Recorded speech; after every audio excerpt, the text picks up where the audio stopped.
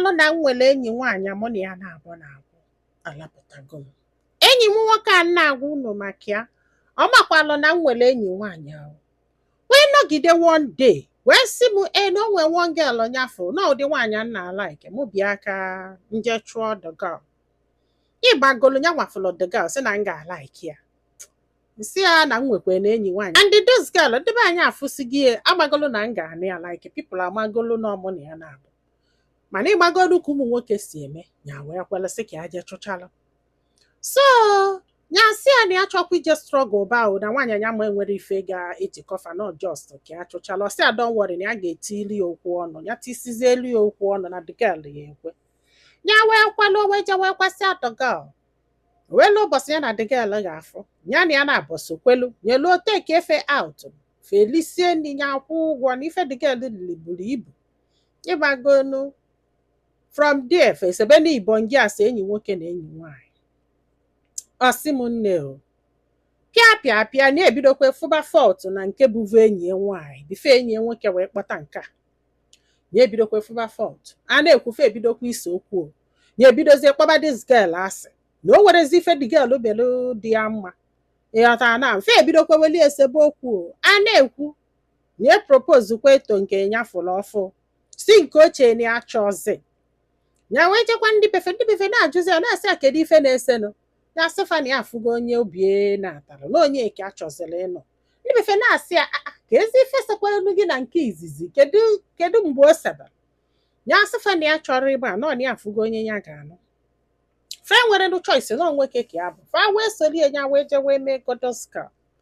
dịka wee bata ya na ya na-agba wee biri. Ọ sị m nne pịa biznes ya ebidokwa ịda. Biznes ya na-eme ọfụma na-ebu umu ya na-ali everyday bidokwa ịda. Ka ekwe n'ife na-akwatu biznes ya na ya mọrọ na e nwere ike ịba. Ọ sị ma na-ekwu ọ na-ada dakatanya wee na papi ya nọrọzi ndụ ya wee jekwube mami ya wee si ya mama na ya mụrọkwa ife na-eme na ọ bịa nwere ife ya manya mere. Mami ya wee si ya o nwere ebe itile aka idinelu nwunye mmadụ kedu ife ya sị mami ya na ya mụrọ mana biznes ya na-agbada everyday na obere oge kịta anya kwakpụzie na o nwerezi ife ya ga nwanya na-eme ya dị confused. Mami ya wee si oke ka aje jụọ ese. Ọ sị m nne mami ya wee je jụọ ese jụsịa wee nata wee si ya na asị na ife na-emie na nwaanyị ọ nụrụ ọfụ na-emie ya wee si mami ya ka ekwe nke na-aza na nwaanyị ọ nụrụ ọfụ na-emie wee si ya na nwaanyị ọ nụrụ bụ eze nwaanyị ịghọtago na nwaanyị mmiri and na onye gwa mere na biznes ya na-ada na ọ bụrụ na ọ maalụ ka o si wee ya eme ka o mebekwe o nya wee jebe na nke pastọ wee lụọ wee kọbalụ pastọ kọsịa pastọ wee sị ya na kịta ka aghọta because na ya to surprise nwaanyị nke ịkpọtagori esi ya na ị ga-anụ ịnọgide chenji your mind within a twinkle of eyes na ịlụgo nwaanyị na o nwere onye igwe kwurekwa akara aka. Pastọ wee sị anya na baki akpe ekpere.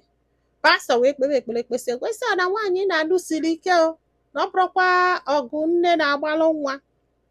Mami ya wee bịa wee sị ka eko si akwado ya wee sị mami ya na ya ji egwe pastọ. Mami ya wee sị na ife a bụrụ ife pastọ na pastọ ama mmenwuye n'oke dibịa bụ ihe ga-eme nwunye. Mami ya wee sị ya but na ikwesịgodu sef ka ịfụ ife nwunye gị melụ gịnị dobelụ n'ụlọ be gị. O wee bụrụ na nwunye lụrụ kọbọd ka ọ bata n'ime dis kọbọd na ọ lụsịala ya o wee nwee mkpachi n'azụ like na the cupboard dọla etu na ebe na-afụ ya mana o nwelu nke bụ osisi ga-abịa shift onye etu ịfụkwa room n'azụ ya ebe afọ ka ọ dọbasịrị the third wee welu picture the guy wee tii n'ime wee kedosi ife okedo wee dobie ebe afọ na o nwere ka asị malụ na room fada abụọ na alalụ. So nwa dibịa wee sị ya bịa ya wee jebe nwa dibịa wee sị ya gị jee ka ije mepee ka ịfụ datị n'anya na ebe a ga-ebidogodo bụ gị nwa ịfụ dịtị n'anya ịghọta na wee bido wee lụba maka na emediede ịma mfe ya anya ya wee kpee enyi nwoke wee gbalụ wee bịa ya na ya na-abọ wee kpaa bọsị nwunye ga-ejebe befe ka ha wee nwee ike kwụwa dị kabọd wee lụọ one day nwunye wee jee befe maka oge ọbụla ọ na-eje befe enyi nwoke wee bịa fana abọ wee butuo dị kabọd wee chọgide ebe afọ wee chọta wee mepee unu fụ ife nwaanyị adọkọsịla ebe afọ unu fụ ụdị kalabash pikcha dosi n'ime o ọsị enyi nwoke wee fụ wee mere ọsọ ya na-achị ọ na-agba ya na-achị ọ na-agba gbafelu ntayali na ọchọ dị ịma agbagide ọsọ gba na-abịa ọkwa enyi nwoke fọtala dịga ya wee kpọọ mamia wee duzielu nwa dibịa wee bịa nwa dibịa wee bịa wee nenesie enye wee sị ehe n'ife menụ na ama mbido ọlọ tele nya afụ dị woman anya o ọ sị m nnefe niile wee nọlụ wee chelie o ozugbo na nnekwe nwunye ka ọ na-abata ọfụrụ adibịa kụja dibịa wee sị ya nwaanyị kedu ife di gị melụ gị ji wee sị na ọ ma nga n'iru si nwunye tọ na o mere ọsọ ya wee chụbịa si ọgba baịkwa si ya unu food speed nwaanyị a ji wee gbapụ n'ụlọ dibịa wee sị anya chigheta azụ ya wee chigheta azụ wee mebife ome mesie wee sisi emetụkwana that all those things dị ebe afọ aka till 7 days ya echighetezi azụ wee bịa bupie fa wee hapụ ya dibịa wee na-afụrọ nwunye ya wee kpọọ ndị be nwunye wee sị ha bịa aka ha fọrọ ha sị na ha ada abịa ayọ ha n'elu ya ha na ha sị na ha ada abịa na o nwere ife gbasara fa na nwafa nwaanyị bụ adọt na o nwere onye kedori ekedo na ọnya nwafọrọ ya sị na ọ dị ya mma wee nụba na o nwere ife gbasara fa ya wee sị fa na ya da anụsị fasị ya na nke afọ gbasara ya after 7 days dibịa wee chigheta azụ wee bịa wee bukolo the hotel wee pụọ bie ya wee sị na ya anụsigo wee sị ndị be ha na fa ka aka bịa wele ife ya mee n'isi ọ sị m nne na ife ji wee kọba m akụkọ na o nwee one question njụrụ one day wee sị na ọ bụrụ na nwoke nọgidesi gị na ya chọrọzi wee hapụ gị wee pụọ sị na ọka aje bie ndụ ya wee bisie ndụ ya wee chighete wee ya ọkwa gị sị gị biko gị nọbụ ya ma ị ga-ekwe ndị mmadụ na-asị mba ụfọdụ si ụfọdụ si na afa ama nkwe ọsị m nne na kesie kịta anụwa na ajụjụ afọ njụrụ na-eji ekwe n'anya ya n'ejiri anya ọdụ unu ka ji anya n'ejiri anya n'echigelu wee je na-arịọ enyi ya nwaanyị afọ na-asị ya biko na-eji ekwe n'anya ya ọjụ nya yọrị agbogo yọrị agbede bikos na even nwa dibịa gwara ya sị ya na omisigo nwunye na adagel ọ chọrọ ịnụ n'ọnya nwa bụ nwunye o wee welụ ka ọ chụrụ wee daba n'aka nwaanyị ọzọ wee gasasịarị ya ife akwa ifugo now the lady si na ya chọrọ nwoke n'ubugo nwaanyị ọ na-atalụ the lady ụta ọ sị mbụ na this girl ekwesịrị ịghọta that na ife merie na ejiri anya ka eke a si nọgide nnọọ chụpụ ya ma na the girl ekwesịrị ịghọta it's not like na marriage ha lụ 2 years close to 2 years na-etinye asị wee dọmpụ ọnya na-emeghe netin na o kwesịrị ịghọta na etu biznes esi wee da na everybody fụrụ ife menụ na-ejego na ahụ ya na adụ sọrị ọjọ si na ya chọrọ ịnụ nwoke n'ubugo nwaanyị ịghọta na ọ na o kwesịrị ịghọta o kwesịrị ese mba wanyị na ọnụbe di ọzọ na-enyi nwoke ka o nwego mana ọ jụrụ ajụ ịmara mgbe ụfọdụ onye emere ife amara ka o si atọ and the sorry na-adụ very easy n'ọnụ yes ọ na-adụlụ ndị na-eme mmadụ ajọ ife easy n'ọnụ I'm sorry to say listen mgbe ụfọdụ na-echefuo dat na onye mmiri fụrụ ụkwụ ya ka ọ na-eli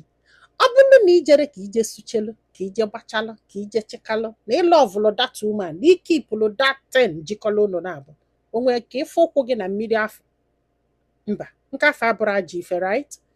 mana nke o kwesịrị ịghọta bụ mgbe ọgwụ jidere gị akwa ịfụ na ọgwụ ejide m na ọgwụ ejide m ụmụ nwoke na-ada akọ na-eji ọgwụ wee jide na oji ọgwụ wee jide I don't believe such trash ịma maka ihe because na nwaanyị ama mfụ gị ka ị na-aga n'ụzọ bịa were ọgwụ jide gị a na-eme ya eme ọ gị nwa ga-afụ dị woman jee chụbụ ya o nezie anya fụ ihe ọ chọ o nezie anya fụ ulu du na gị o wee chọba ọgwụ ọ ga-eji wee jide gị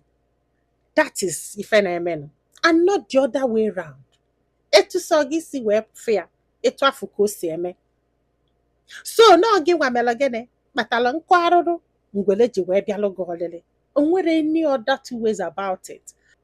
like ọ bụ na nwoke chụrụ ya ọ kwelụ wee sị ka aje gbachalụ nwoke were ọgwụ wee kpọrọ ya o mesie ganata azụ bịa yọba gị ga-ekwekọ maka na ibu nwoke unu adịghị eme ajọ ife Just listen to yourself. No kwesịrị ịghọta. I don't blame her. Ọ sị na ọ ma nnọzi fine. It's still your fault. Do not switch it or turn it around. Yes, m ga-agwa gị nke bụ eziokwu. You started it all. Ọnụ oge ọbụla ụda na-efili na right unu to cheat on onye unu na ya na-abụ na-abụ. If not, kedu ife nyelu gị got ifeel that na o kwesịrị ịghọta because na ịbụ nwoke ị nwere right to cheat. Ọdụ ka nwoke jenu ọ pụọ n'ụzọ tụba nwaanyị ime ọ bata ọsị no mistake. It's never a mistake. Ịma ife ọ ga-abụ nwoke na nwaanyị amefe amụọ nwa, so it's never a mistake. Stop saying that. A na-akọ yiri. Focus on ya biko. Ọ bụrụ na ọ ka love gị, ọ nwere ike kwalụ, mana ọ gwa ma ka i switch enye na o kwesịrị ịghọta. M ga-agwa gị nke bụ eziokwu. No need of ịpụta ihe a na-edeceive ndị mmadụ ka i wee feel better. No. Yes, you started it all. I am sorry for ife melu gị and I'm happy for you because na ịka dị ndụ tata. Mgbe ọbụla ị na-etake ife inwe for granted, etu ka o si end. Emezina na onye abụ nwoke, onye abụ nwaanyị ka nchụchara inwe right polygamous in nature, onye nwa na-eme unu ihe anụnwa na.